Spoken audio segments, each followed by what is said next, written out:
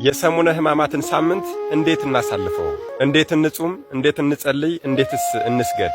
በሰሙነ ሕማማት ማማተብ፣ ማዕድ መባረክ፣ መልክዓ መልካት መድገም ይቻላል አይቻልም? የምንጸልያቸውና የማንጸልያቸው ጸሎቶችስ አሉ ይሆን?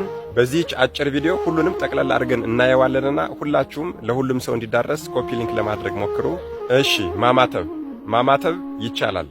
ለምን ብትሉ አንድ ሰው ካላማተበ የአጋንንትን ውጊያ ድል መንሳት ስለማይችል ነው። ስለዚህ በግል ጸሎት አታማትብ አይባልም፣ አይከለከልም። ማዕድም በሚመገብ ሰዓት ጸሎት አድርጎ አማትቦ መመገብ ይችላል ማለት ነው። ከዚህ ጋር ተያይዞ የተከለከለው ለካህናት በብዙሃን ፊት ቡራኬ መስጠት፣ የሞተ መፍታትና መስቀል መሳለም ማሳለም ነው የተከለከለው።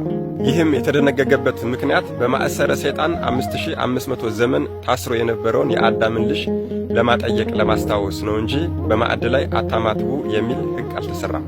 ጸሎትን በተመለከተ የተከለከለ ጸሎት የለም። ጸሎት ሃይማኖትን በተመለከተ ስለኛ ተሰቀለ፣ ሞተ፣ ተቀበረ፣ በሦስተኛው ቀን ከሙታን ተለይቶ ተነሳ እስከሚለው ድረስ ከሰኞ እስከ ሐሙስ ድረስ አይጸለይም። ይህም የሆነው ታሪኩን ለማስታወስ ነው እንጂ ጸሎቱ የሚከለከል ሆኖ አይደለም። ሰኞ፣ ማክሰኞ፣ እሮብ፣ ሐሙስ አይሁዳውያን መከሩ። ከሐሙስ እስከ ዓርብ መከራውን ተቀበለ።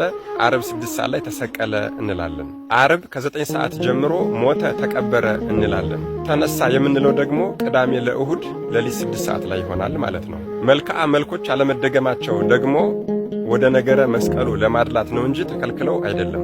በዚህ ወቅት ከስግደቱና የሕማማቱን መከራ ከሚያሳስቡ መጽሐፎችን ከመጸለይና ከመስማት ጋር ተያይዞ ድርሳናትንና ግርላትን ለማንበብ ጊዜ ይጠፋል ከሚል ነው እንጂ የተከለከለ ድርሳንና ገድል የለም።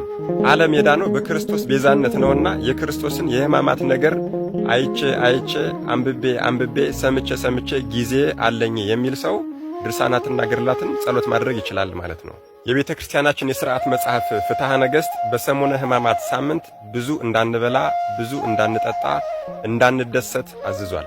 እስከ ምሽቱ 1 ሰዓት እየጾምን በቆሎ ወይም ደግሞ ቂጣ በጨው እየበላን ጾሙን እንድናሳልፍ ታዝዘናል። ሰሙነ ሕማማት ይቅርታን፣ ምሕረትን የምናገኝበት ከጨለማ ወደ ብርሃን የምንወጣበት ስለሆነ በዚህ ሳምንት እጅግ በጣም እንድንተጋ አባቶቻችን አዝዘውናል።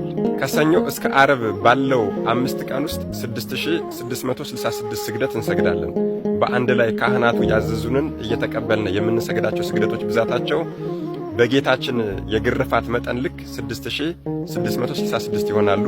ይህንን እንግዲህ በ5 ስታካፍሉት ወደ አንድ ሰው በቀን ማለትም ደግሞ ሰኞ ቀን ብቻ ማክሰኞ ቀን ብቻ እያልን ስናስለው ከ1300 በላይ ስግደት ይሰግዳል ማለት ነው።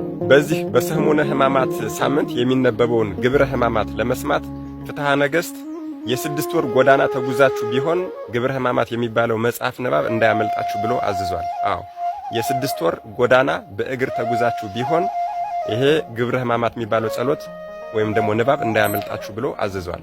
ቤተ ክርስቲያን መሄድ የማይችሉ እህትና ወንድሞች፣ አረብ አገር፣ ውጭ አገር ያሉ እህትና ወንድሞች እንዴት መስገድ ይችላሉ ያልን እንደሆነ መዝገበ ጸሎት ላይ ሕማማተ መስቀል እና የሰሙነ ሕማማት ሥርዓትና ስግደት የሚል መመሪያ አለ። በዛ መሰረት ያንን መዝገበ ጸሎት ይዘው መጽሐፉ ከሌላቸው ደግሞ አፕሊኬሽኑን አውርዳችሁ እዛ ላይ በሚያዘዘው መሰረት ለጊዜው መስገድ ትችላላችሁ። በዚህ በሰሙነ ሕማማት ሳምንት ከታወቁት መጻሕፍት ማለትም ከመዝሙረ ዳዊት፣ ከውዳሴ ማርያም እና ደግሞ ከነመኃልየ መኃልየ ዘሰሎሞን ከነዚህ ውጪ ማግኘት ከቻልነ 3ቱ ደናግላን የደረሱት ድርሳነ ማህያዊ፣ ለሃ ማርያም የእናታችን የቅድስት ድንግል ማርያም ለቅሶ፣ ድርሳነ ፈያታዊ ዜማን የሚባሉትን መጽሐፎች ብናነብ ስለ ሕማማት በደንብ አድርጎ ግልጽ ሊያደርግልን ይችላል።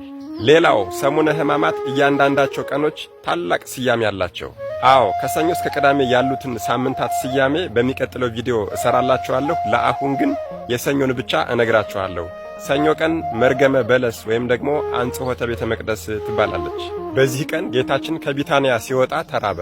ከርቀት ቅጠል ያለባትን በለስ ተመልክቶ ወደ በለሲቱ ቢቀርብ ፍሬ አጣባት። ከቅጠል በቀር ምንም ነገር ባለማግኘቱ ከአሁን ጀምሮ ለዘላለም ከአንቺ ምንም ፍሬ አይበላ ብሎ ረግሟታል። በለሲቱ የእኛ ምሳሌ ናት። ቅጠሏ ደግሞ የማተባችን የክርስትናችን ምሳሌ ነው። ክርስቲያኖቹ ነን፣ ማተብ አስረን ምግባር የሌለናለን። በለሲቱ ፍሬ እንደሌላት ሁሉ ክርስቲያኖቹ ነን፣ ምግባር የሌለን። አዎ ጸሎት የማንጸልይ፣ የማንሰግድ፣ ምጽዋት የማንመጸውት፣ አስራት በኩራት የማናወጣ። ስለዚህ በዚህ ሰዓት ያችን የበለስ ዛፍ እንደረገማት በእኛም ላይ በምግባር እጦት መከራ፣ በደል፣ ፍዳ እንዳይደርስብን በዚህ ቀን ጌታ ሆይ ይቅር በለኝ እያልን ስግደታችንን እንጀምራለን ማለት ነው። ሌሎቹን በቀጣዩ ቪዲዮ የምናይ ይሆናል። መድኃኔዓለም ኢየሱስ ክርስቶስ የሰሙነ ሕማማትን ሳምንት በደንብ አድርገን ሰግደን ጾመን ጸልየን የምንጠቀምበት ሳምንት ያድርግልን። አሜን። ይቆየን።